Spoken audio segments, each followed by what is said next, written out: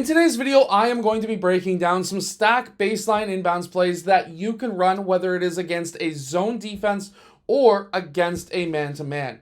These are all fantastic plays that you can run for pretty much any age group. I've seen them ran from pretty much any age group from age 10 and up.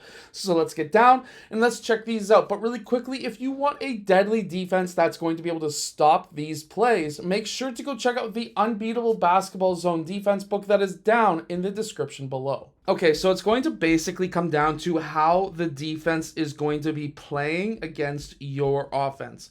So if you are playing against a man-to-man, are they going to be covering the inside of the key?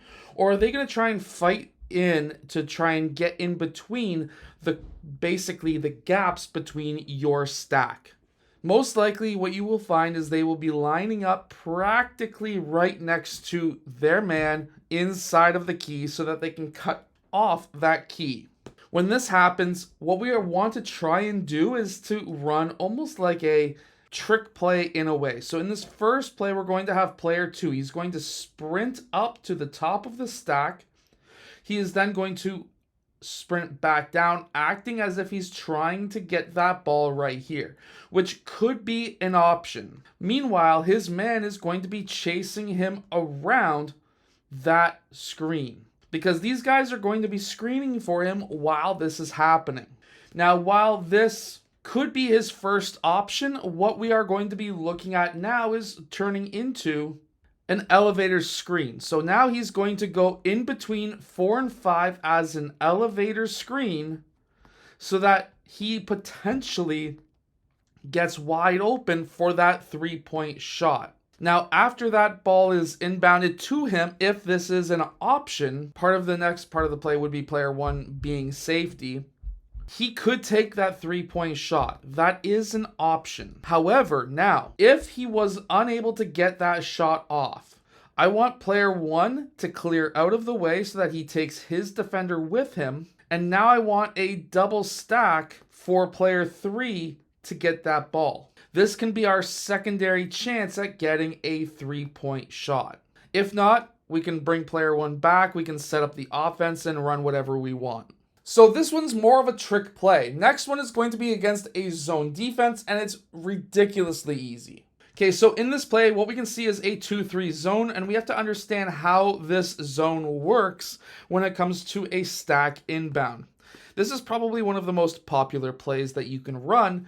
And all we're going to do is to have player 4 set the screen on 4, 3 is going to set the screen on player 5, and then player 5 blue, he is going to then sprint down towards the ball. This can be a lob pass if needed, or if they're younger players, this can be a quick chest pass or bounce pass to him for an easy left hand floater or shot or whatever it works for him. If it's not working, we would have player 1 pop out. He would then be the safety. This is a very simple play. You're going to find if you run it 5 or 6 times in a game, 5 will be wide open every single time. This next stack play is going to be designed to get us open three-point shots. And this does work quite well. So let's get down and let's check this out, because you're going to probably like it if you've got a shooter. So first we're going to have player 5. He is going to go and set the screen on player 4.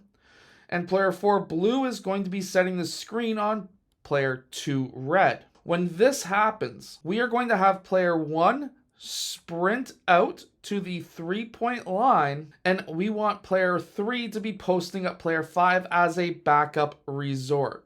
When this pass goes in, if it goes to player 1, this could be a very easy three-point shot. We would pull it right away, try our best to be able to get that open shot. If these players start cheating over top, so let's say, for example, player 2 cheats over top and leaves player 4, well, player 4 can either pop or stay where he is, and he would then be the option to pass to for the mid-range shot. If instead player 4 cheats over, then player 5 is open in the mid-range at 15 feet to be wide open for a shot. And in this case, player 3 is screening player 5 red because he's posting him up, which would then allow player 5 to be wide open.